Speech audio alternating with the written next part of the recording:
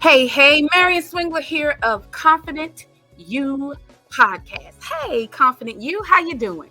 Listen, if you start your business, it is the most exciting thing. You get your website, you get your cute or amazing logo, you decide the name of your company, and you go and you get your LLC. If you're smart, you want to go that extra step and get that trademark. Check that other episode and you get the trademark for your business. You do all of these things, and then everything starts to roll in because you got your family to go to. Hey, I'm doing something, support me. You got your friends to go to. Hey, I'm doing something, support me.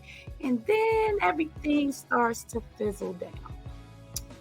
What do you do then? What do you do when it seems like, wait, this great idea is now not moving? The train has stopped. What do I do?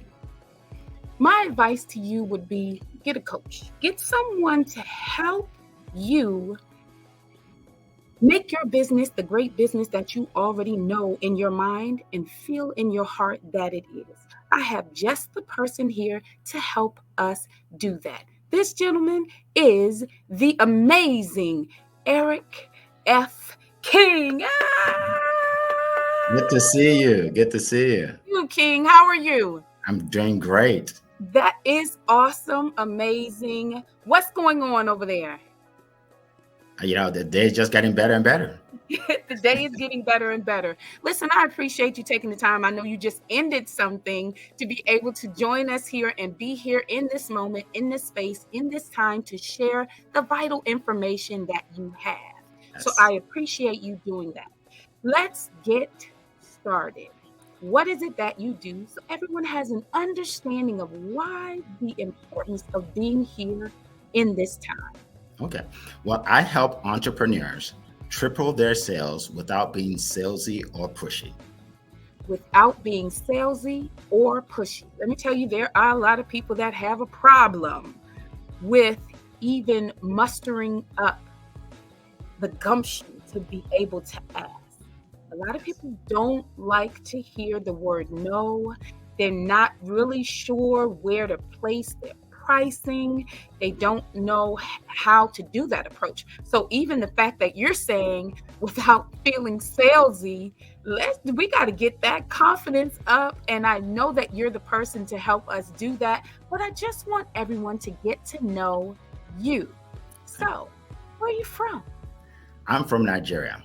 You're from Nigeria. Yes. All right. So being from Nigeria and being a Nigerian, what was that like? How, in terms of your childhood? I had a wonderful childhood. I grew up in Nigeria in a big city. In Lagos, it's a big city, and had a lot of wonderful experiences before coming to the United States. Had a loving family, loving parents that talked about, importance of education. And my dad always talked about importance of having your own business. Wait, so your father made it a point to tell you the importance of that. What did he say?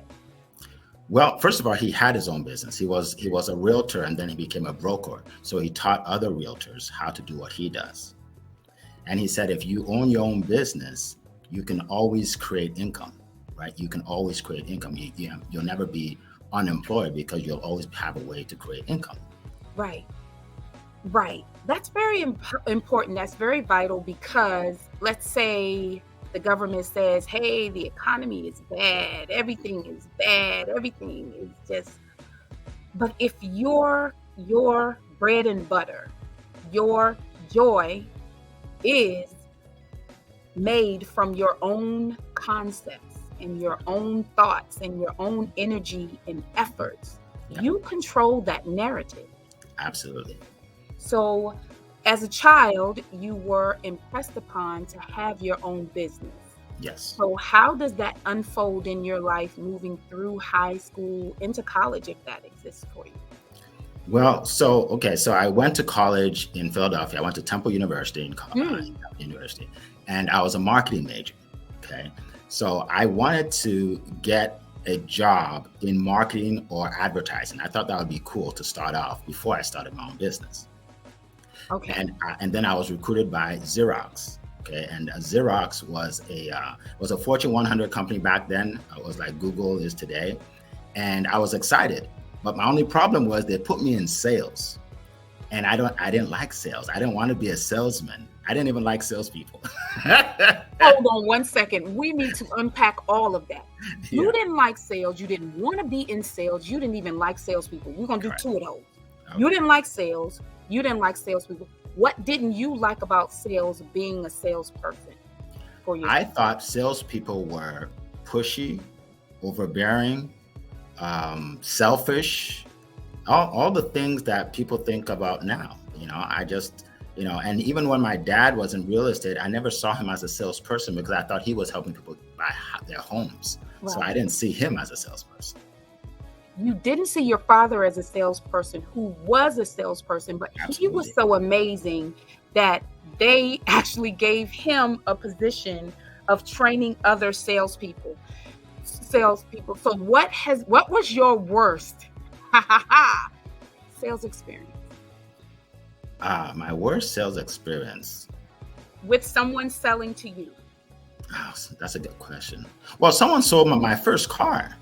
My first car, someone sold me a car that broke down like 3 days after I bought it. Yeah. Yeah, no concern for you at all. They Yeah. were just trying to make their sale. Yeah. So what was the most uncomfortable sales for you to do? Well, I don't think I've never sold something to somebody where I didn't feel good about it, because if I don't feel you are the right fit, I won't sell it to you. That's vital. Yeah. That's vital to even go into it understanding, yes, I want to make a profit, but not at the detriment of someone else. Yeah.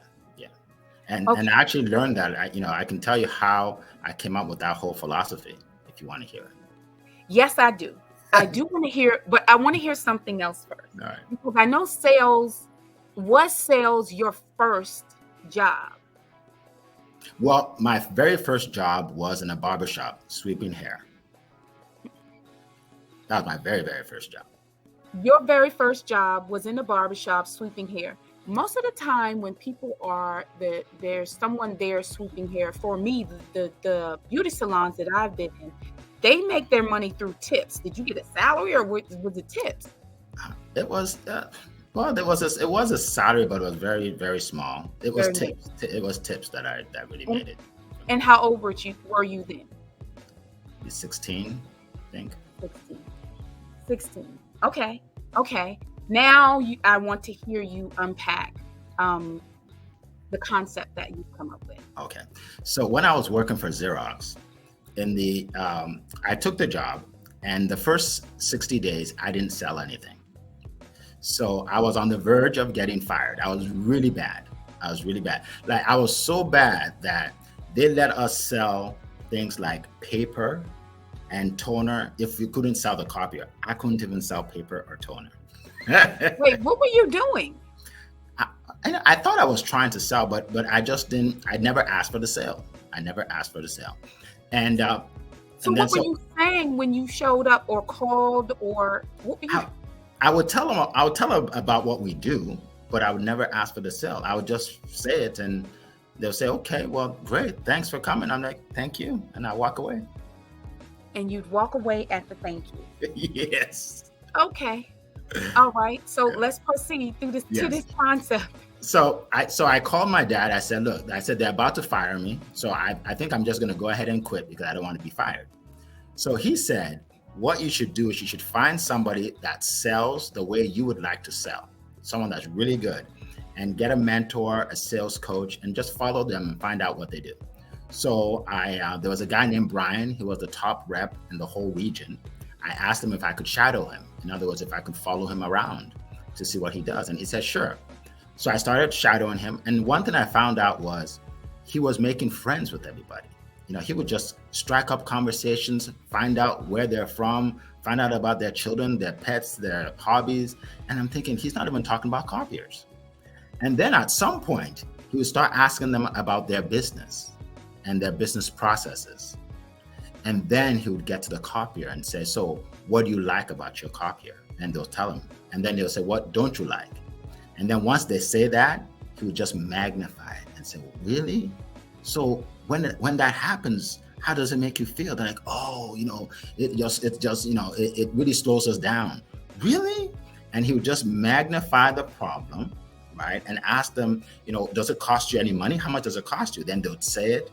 And then after all of that, then he would say, well, I think I have a solution for you. Then he would recommend a copier and tell them why that copier will help them achieve their goal and avoid them from the pain that they go through with the other copier. And I'm just looking at him, I'm in awe. I'm just amazed. And these people are like, wow, they're like, okay, yeah. So yeah, go ahead. We want that copier. And now that they're friends, that he's helping them, he would recommend that they get 6 months worth of toner. 6 months. He said, because you want to have some in stock. So I'm going to go ahead and order 6 months. And they're like, okay. And they're taking it off. They're taking everything off. And then they sign, and I'm like, I leave. I'm like, oh my goodness, this is unbelievable. He didn't sell them because everybody's happy, nobody's upset, everybody's comfortable, and then I learned that sales is about helping people get what they want. It's not about selling them something they don't need. And then one day we go to, the next day, we go to this big company. And we meet with all the decision makers. 45 minutes after, he says to them, I think you guys are getting a good deal with Canon, which was our competitor. He said, I think you're getting a good deal with Canon. So, but if you have any questions about the copier industry, here's my card, give me a call. So when we left, I said, Brian, why didn't you try and sell them copiers? I mean, such a big company. He said, when you meet with the potential customer, you leave them better off than you did when you found them. And they're getting such a good deal that if I switch them to Xerox, they would not get as good of a deal. And I would literally be hurting the customer. And that's bad karma. You never want to hurt the customer. He says, but now we have goodwill. So now they'll call us when they need a salesman for copiers. And I said, wow, that's just a different concept. And I called it in my brain compassionate closing. That's what I used to call. I said, you close, but you do it in a compassionate way. That's how I came up with my style of selling, compassionate closer. And then once I started to learn that, I started to apply it. And within 18 months, I was in the top 3% of all sales reps in the region. I was winning trips. I was on top of the leaderboard. I was getting awards. I was making a whole lot of money in my early 20s. Changed my life forever. That's amazing. Yeah. Okay, so all of this happened because you were wise enough to say what you were going to do and not emotional enough to just quit and then go, Dad, who's your counsel? Was that your counsel at that time? Yes. Yeah. I mean, if not for my dad, I would not be able to do that. Like I would have just quit and found something else to do. Yeah. Right. But it still is wisdom on your part to know, let me take this to him. Yeah. Tell him why and tell him what my plans are. And then you listened. You took the advice because you could have did it. And then the whole time in your mind, been thinking, it's not going to work. I could never learn what he does. He's amazing. I'm not him. But you never. So the approach that you used to learn, is that the approach that you use to do your business? Yes.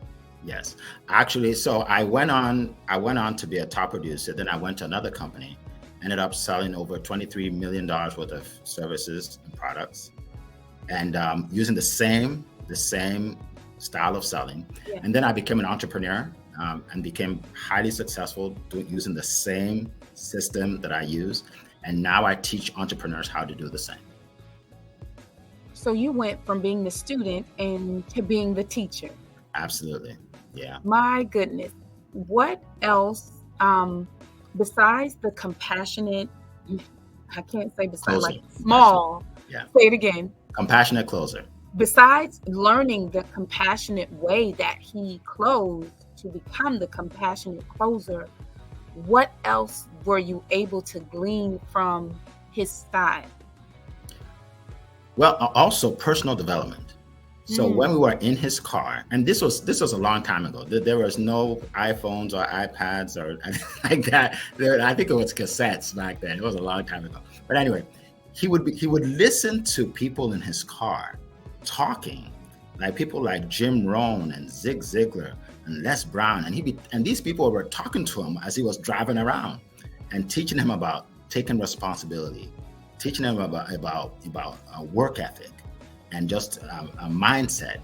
And I heard that and I said, wow, I need some of these tapes. And I could, so at first he gave me a couple to listen to, and I was blown away. I felt like I had a competitive edge, knowing what I know now, listening to these thought leaders. And that was life-changing as well. Listening to the thought leaders was changing as well. What do you think? It sounds like when in his approach to sales, did he do a lot of talking or listening? He did way more listening than talking. Way more listening. He was the opposite of what you would think a salesperson is. He wasn't arrogant. He wasn't overbearing. He would ask you a question and just sit back and listen to everything and nod his head and take notes. He would take notes to make sure he got everything, and then he would say, "Let me hear you correctly. I just want to make sure I heard you correctly," and repeat it. And the customer would really just appreciate that he's really listening. Yeah. And Wow. I love that, and I just loved his approach. Okay, because listening, I think, is a skill that if you don't have it, you definitely. A lot of people or I feel a lot of people think that communication means talking. Yeah. And it's a two-way street. There's a lot of listening. And like you just said, and he wrote it down. And then he said it again to make sure that the understanding that he got from what they said was the accurate way that they were trying to portray how they feel. Yes. That is. So what do you do with mindset and confidence in teaching the skills that you teach? Actually, it's funny because in my coaching program, it's a 6-week program. The first week and maybe the first week and a half, it has nothing to do with sales. It's about mindset. It's about confidence. It's about getting over your limiting beliefs, right? Because if you don't have any confidence in yourself, or you believe that you cannot succeed, or you cannot make a certain amount of money, you won't sell. Even if you know the skills, even if I give you the skills, it won't matter. So that's very important. Confidence is very important. My goodness. Okay, so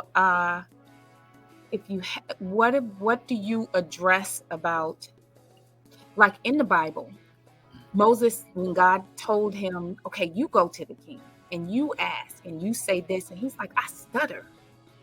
I can't speak. All of these, I can't, pointing out all of the issues that he had.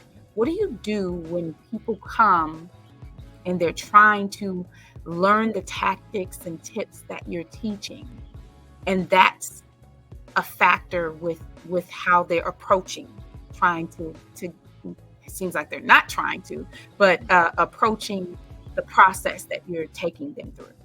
Yeah. Well, I basically take them back to I want to find out what is stopping them from being able to comprehend what I have to say. So I really go back into their background to find out if there's anything they heard, maybe from their friend or their parent or a role model, that told them that they're not worthy, or told them that they can't succeed. And that's what we deal with first before we then, so I literally stop and go back, because that's important. And some people have told me that was life-changing for them, because not only did it help them in sales, it helped them in other areas of their life, in their relationships, right? Because sometimes things are holding us back. A story we're telling ourselves from years ago and it's impacting our lives. It's impacting our children's lives because that's how, the information we give our children is based on what we know, right? And what we think about ourselves, right? So there was this one lady I remember working with, and she said that nobody in her family ever made $50,000 before. Nobody. Her parents never made $50,000. Her aunts and uncles never made $50,000. And she was she had a business that could be very lucrative. So she could have made way more. But around November, if she made about $40,000, she would literally stop setting appointments. She would stop closing deals because in her mind, she's not supposed to make more than $50,000. And then when we found that out, and we were able to flesh it out, and I was able to find out, why she thinks that way and what her goals are and what she needs to accomplish those goals, something changed. And within 6 months, she made an extra $50,000. So she made 6 figures in 6 months because of the switch in mindset. Because of the switch in mindset. Yeah. So you go through mindset in the first module and a half. What's next? Well, then we get into different styles of selling, right? Because everybody's different. Some people are more direct. Some people will say, Marianne, this is what I have. Are you interested in buying today? Right? Some people are not that direct, right? So I never force someone to be something they're not, right? Some people take a more indirect approach and say, I have this product. Do you mind taking a look at it and let me know what you think? And then when the person goes over and looks at it, and then then you say, oh, okay, is it something you would use? That's more of an indirect approach. So we find out what's best for them. You use their unique character as their superpower. Exactly. Able to do it in a way that's comfortable for them, which means they'll keep doing it because most people don't want to keep doing things that are uncomfortable, except for going to the gym. I'm gonna go to the gym. I'm gonna eat them vegetables. Yeah. Because I can't. Listen, sorry, sidetrack. I'm sorry. I got uncomfortable, and I went to my uncomfortable. I apologize. Yeah. So yeah. People tell me, some people say, well, I'm an introvert, so that's why I'm not good at sales. I said, sales has nothing to do with whether you're an introvert or an extrovert. You can be an introvert and make and sell millions of dollars of products and services, because it's not about being outgoing. No, it's about finding out what your prospect really needs, their number one goal, and being able to provide it, or finding out their biggest problem and being able to solve it. You don't have to be loud to do that. You don't have to be loud to do that. Yeah. So it doesn't matter what kind of personality you have. Sales is a learned skill. Sales is a learned skill, because my next question was, what do you do when the problem is they're not comfortable talking to you? Well, some of it too is practice, right? It's like, it's liberating. I tell them that it's liberating to just do it and get it over with. You'll realize that it's not too bad. You look at your hand, you weren't hurt, you're not bleeding, right. So some things you just have to do it. I give you an assignment and you just have to do it, and break through, and then we work from there. Yeah. Oh my goodness. Okay. What about networking? Like, how do you walk away from that sale with prospective sales in the future from who that person or that agency, organization may have connections with? So I'm not sure I understand your question specifically. So perspectives. Let's say you go and you meet with someone, but now that sale is done, and they're raving about you and saying, oh my goodness, that's amazing. How do you then incorporate in that conversation? Well, if you have a friend or someone, put me in contact with them. Yeah. Well, so here's the deal. When someone is happy with you, they're much more likely to refer you, right? Yeah. So that there should give you the confidence to ask for the referral. Yes. Right. So basically you just tell them that, a lot of my business is referral based, and you are satisfied with your my service, right? And they're like, yes, I was satisfied with your service. Okay, so could you do me a favor? People like doing favors. Could you do me a favor? They're like, sure. Could you give me 3 names of people that I can share this with? And I'm just going to share it with them. If they buy, that's fine. If not, that's okay. But I would just love it if you can give me 3 names. And then when they give you the name, then you ask for the number. Don't ask for the name and the number after, you ask for the name first, and then you ask for the number, or, how best to contact them. And then once you have it, then you say, Marion, would it be okay if when I contact them, I tell them that you referred them to me? And you're going to say yes, right? So then when I call them, I'm going to introduce myself and say, Marion told me about you, and then you talk about meeting with them. Yeah. You broke that down. So you really have done your work to figure out this technique because you separated everything. Yes. And separating everything does, even as you were separating it, I'm like, okay, I'll give you the names. And I'm thinking in the back of my mind, but I didn't give you the number. And then you said, yeah, okay, now how best can I contact them? I like that. I really do like, okay, so yeah. All right. So tip number 1 for me. All right. Thank you. I appreciate that. It's called the path of least resistance. It's the path of least resistance. Yes. You don't want to ask something right off the bat that they're going to say, oh no, I'm not going to give you a number. Because even if you give the name and decide not to give the number, you can get their email, you can get their IG, whatever it is. But you have to start small before you can get the rest. Okay. That is very, very helpful. Thank you. Okay. So let's say you get there and you say there are introverts and you're like, no, that's not an excuse. And you said that that's how you can ask for referrals. You answered that, but how do you from jump make sure that you're the one steering this situation, that you have the person's attention and that everything is going in the direction, moving in the frame that you want to move? Okay. So you're talking about a sales call. You're with the person in a sales call, correct? Yes. Okay. Yeah, and that's controlling it. Yeah, yes, that's another thing I teach. It's called leading the call. You see that if you lead the call, your chances of getting the sale is extraordinarily more, at least 70% more, right? If you don't lead the call, then you're seen as weak, and people like to buy from confident people. They don't want to buy from a weak person. Okay, so I'll give you an example. This actually happened to me. I got on a call with someone, right? This lady, and the call was supposed to be 30 minutes.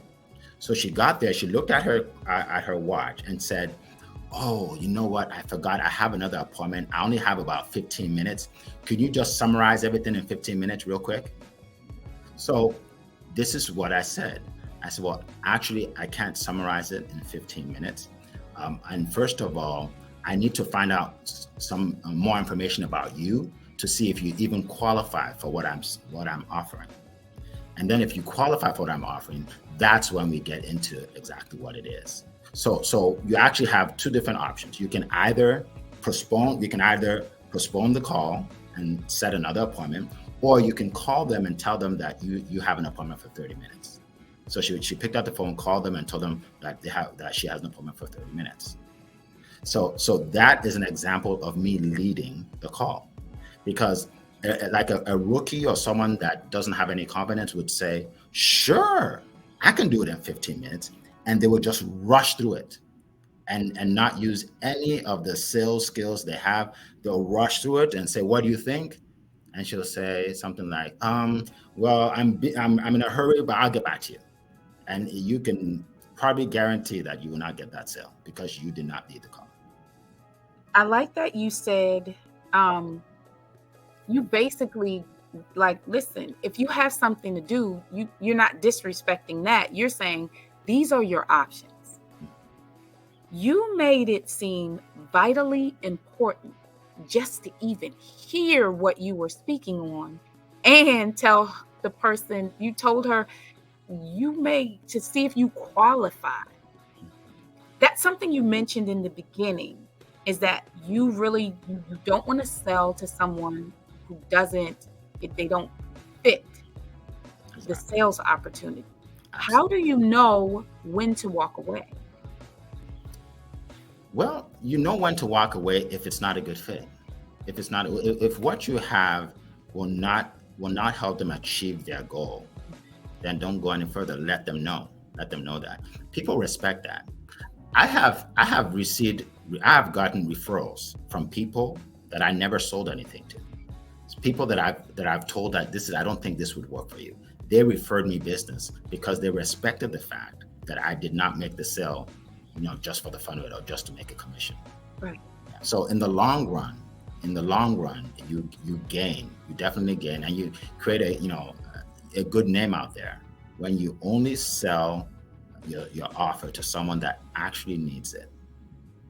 When you only sell your offer to someone that actually needs it. All right. If you could give me just a moment, I'll be right back with you.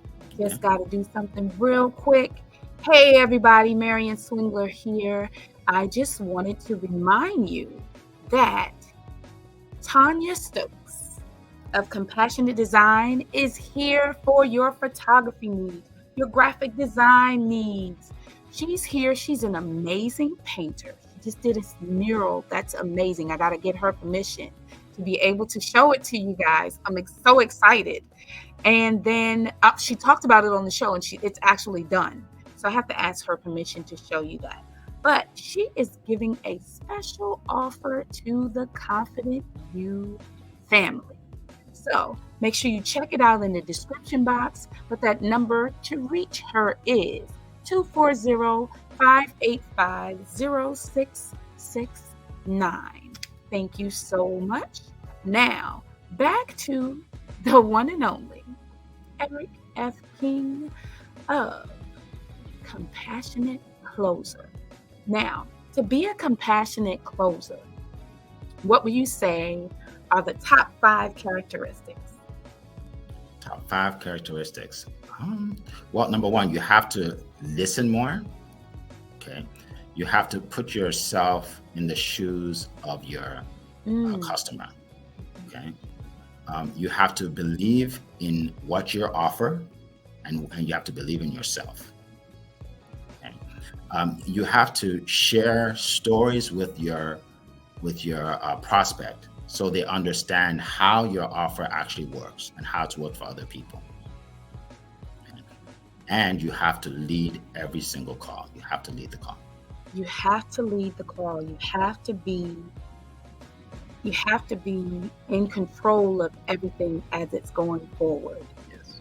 That was very, very a definite way of success in sales. So how do you networking with other people? Like, you were able to find that person and ask that person, listen, can I follow you? Can I shadow you? Can I see what you're doing? Can I see how you're doing this? In doing that, I know that you now have Compassionate Closer. What did you do while you were still there to reach back and help the next person? Well, actually, I became a mentor to other sales reps. Mm-hmm.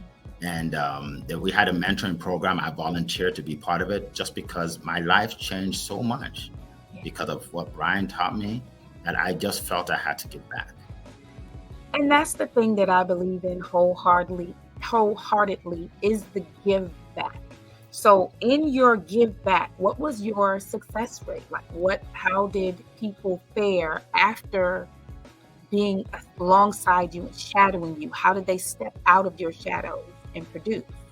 Well, I have several testimonials, if you will, Yes. of people that have done very well. Even when I worked for corporate America, and then when I started coaching, I have a lot of testimonials while I started coaching. There was this one lady that she's in an industry where you have to sign contracts. Okay. Mm. So she had a 3-month contract. So when I asked her, what do you think is stopping you or slowing you down from hitting your goal? She said, well, I don't think people want to sign contracts. Okay. So I asked her, I said, okay, what you just said, I want you to say the opposite of it. Yes. The opposite. And she said, what do you mean? I said, just say the opposite of what you just said. Well, the opposite would be people love to sign contracts. I said, great. People love to sign contracts if it's going to get them something of value, right? I signed a contract for everything. I signed a contract to buy the car. I built the last house I built. I signed a contract, right? People love to sign contracts if it's going to give them what they want.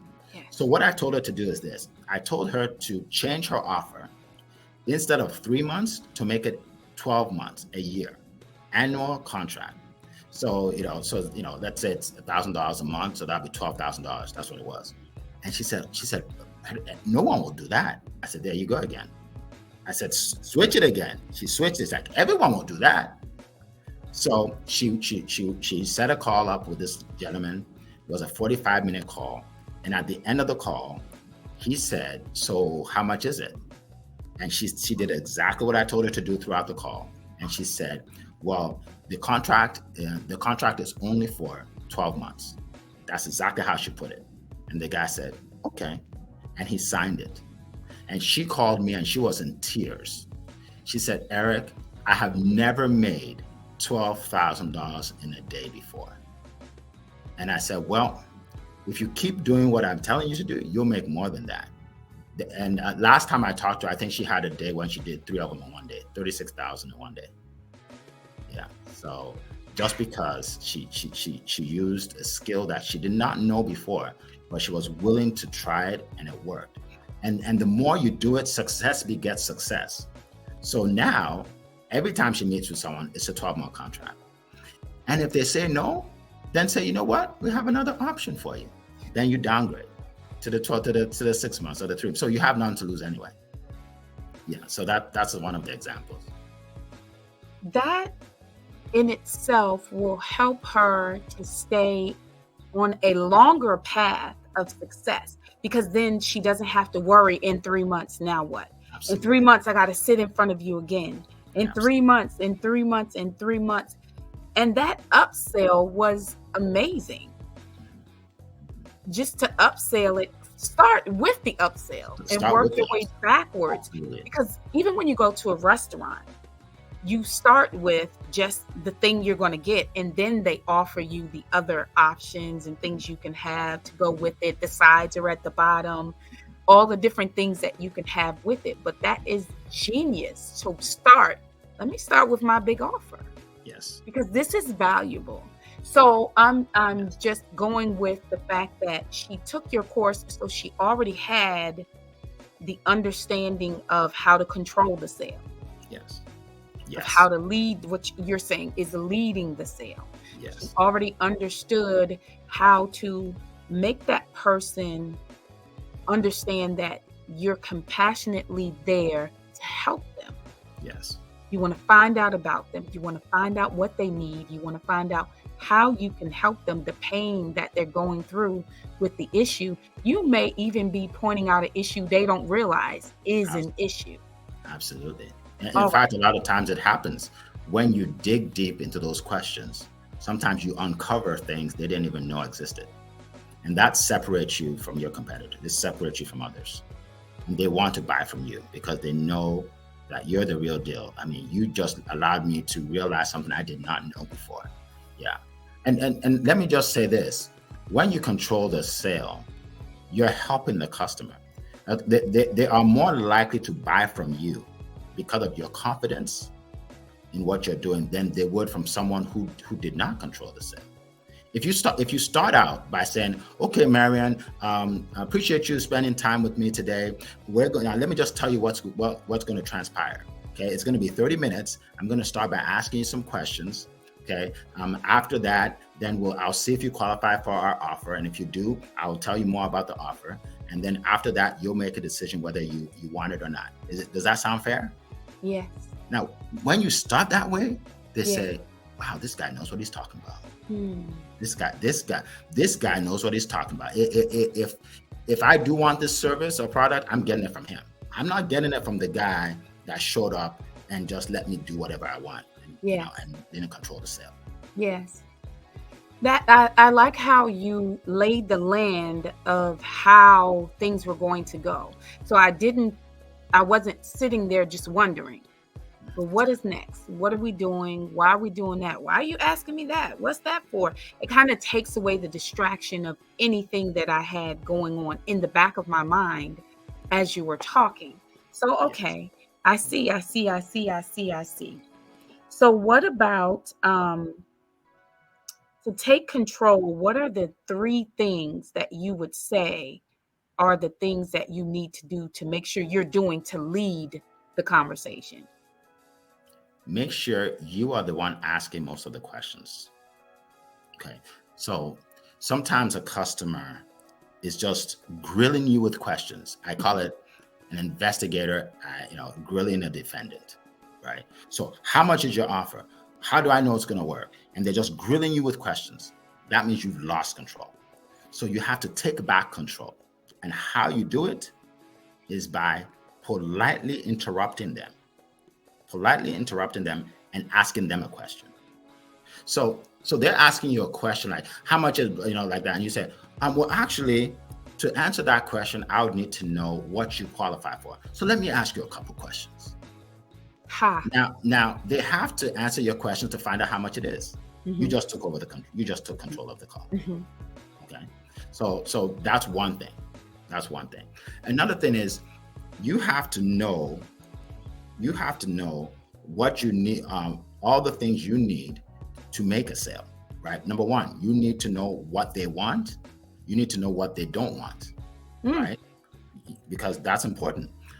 If they tell you what they want, but they don't tell you what they don't want, maybe the last guy that spoke with them, offered them something and they offered them what they don't want, and you're going to do the same thing. So you have to find out, right? You have to find out before you give them an offer. And you notice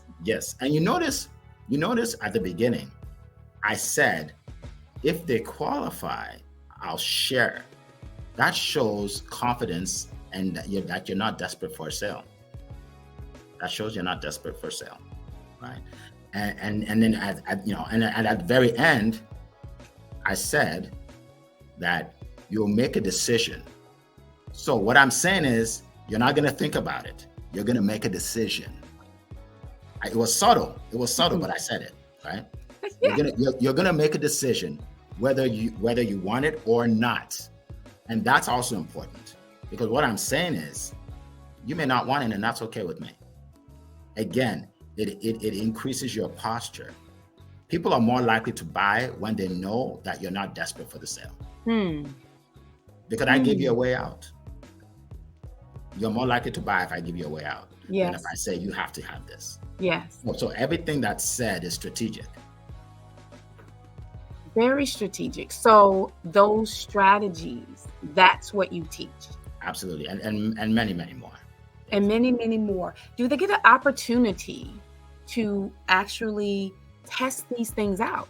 Because it's a difference between just getting the information, taking the information, and you understand it in that moment. How do you make sure that's a long-term change for someone? That is the best part of my coaching. So we do role plays where we simulate real time kind of situations that you'll go through in your business. Okay. So I'll be the customer, you're the salesperson, and we role play. And by doing this, you find out what you're lacking and what you're not doing, because a lot of times we don't know. We don't know. Right? We don't know. And when we tell you what you're doing, like, really? I said that? Yeah, you said it 13 times. You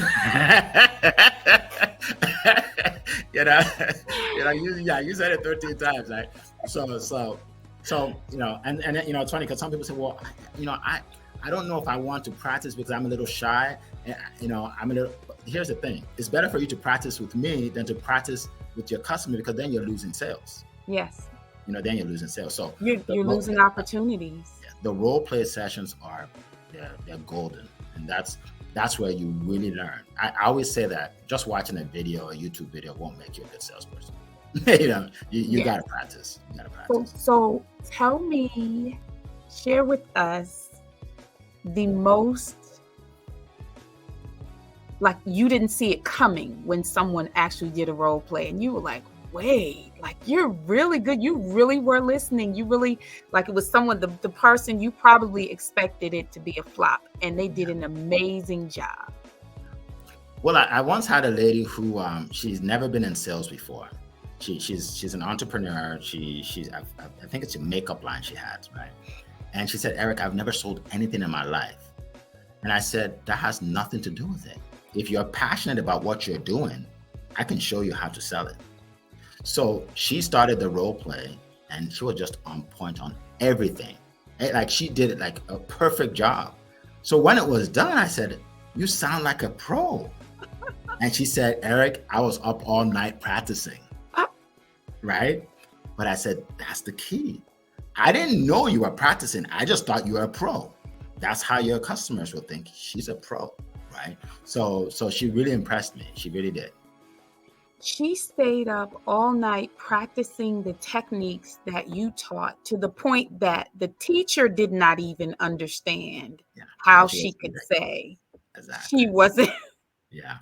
Okay. Sounds good. And that's another tip too. You have to practice. You have to say, like people say, Eric, but you're so smooth. You know how many times I've done it? You got to practice. Yes. You got to practice. Okay. So practice is another tip of the control. Yes. So you have a program that I'm enrolled in that just started on Tuesday. Yes. So tell us about that. Yeah. So it's called the Compassionate Closer Coaching Program. It's a 6-week program. And there I go through everything we talked about. Okay. From the mindset to how to lead the call, to how to overcome objections, things of that nature, and much, much more. And it's 6 weeks, and it's live on Zoom. Okay, so it's not, you're not just watching the video. And we do a lot of role plays. And what people tell me when they're done is they say it transformed them, because not only will you learn the skills to sell and make more money, but these are life skills you can use for the rest of your life. If you transition to another business, you can use those same skills. You can teach your kids. Come on here. Generation. Absolutely. I give you the scripts. The scripts to overcome objection. I give you the scripts to lead the call. I give you all of that, and everything I give you is yours for life, right? Yes. So it's a transformational kind of experience that people gain when they come to my coaching program. And that's why I have a lot of testimonials too, because they just want to share with others what they learned.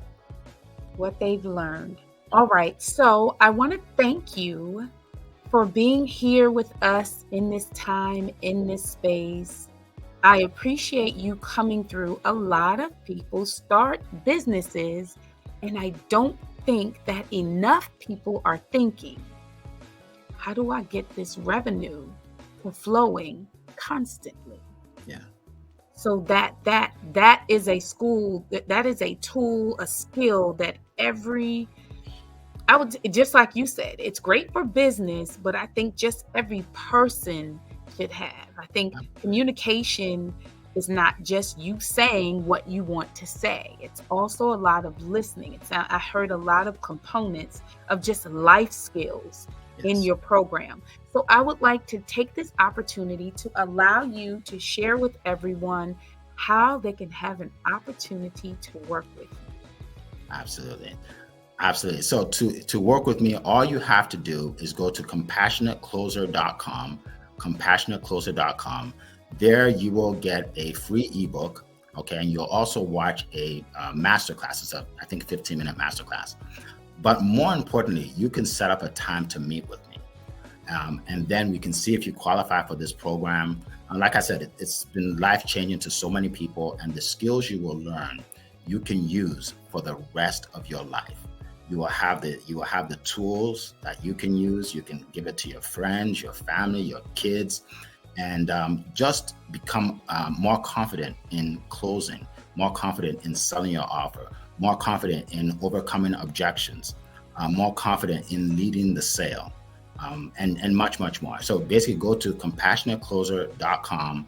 That's the site. and all the information is right there. All right. And all the information is right there. Now, for those people who love to be on social media and they just like to get a little bit more insight into who you are and hear all those little tidbits that you share so freely, how can they follow you? Well, I'm on almost every social media platform. So you can go to LinkedIn. I'm there. Instagram. Just go to Eric F. King. Okay, LinkedIn, Instagram. I have a YouTube channel, Eric F. King. TikTok, Eric F. King. So it's pretty easy to find me. And I do upload videos almost every day, a lot. So Yes. you'll see me there. Yeah. Yes, as I said, you freely share the wealth of knowledge that you have, the skills that you knew that you needed, that your dad said. Don't quit. Don't stop. Go find the person that's doing that thing the best way that you see and go and learn. I thought that was very amazingly great, profound advice. Come on here, Dad. So, before you leave, before you get out of here, I'd like to know if you could give the Confident You family some confident tips on choosing success. Choosing success. Okay. Well, I have a motto. Okay, and it's called success is a choice. Success is a choice because a lot of people, they go through life just doing trial and error. Try this, try that. To be successful, you need to find someone that has done it. Find someone that has done it and do what they do. Get the coaching, whether it's sales, whether it's social media, whatever it is, get the coaching. Find the money to get the coaching. Once you get the coaching, do the work. Okay, do the homework, do the practice, and then you become better. Okay, every day you'll get better and better and better, and success begets success, right? So don't look at someone that's really, really successful because they may be in their chapter 10 and you're in chapter 1. You just go from chapter 1 to chapter 2 to chapter 3, and eventually you'll get there. All right. So again, find a coach and do what they do, and then hang around successful people. Hang around the people that are accomplishing what you want to accomplish. And even better yet, hang around people that are accomplishing more than you. Because if they accomplish more than you, then you're just going to go straight up. That's what I would advise you to do.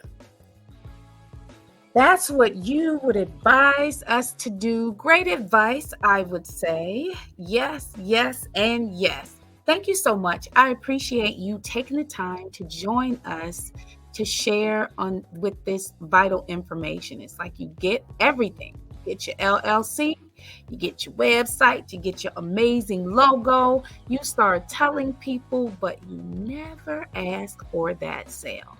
So you are here to make sure that can be done successfully. I appreciate you, Eric King. Thank you for joining us.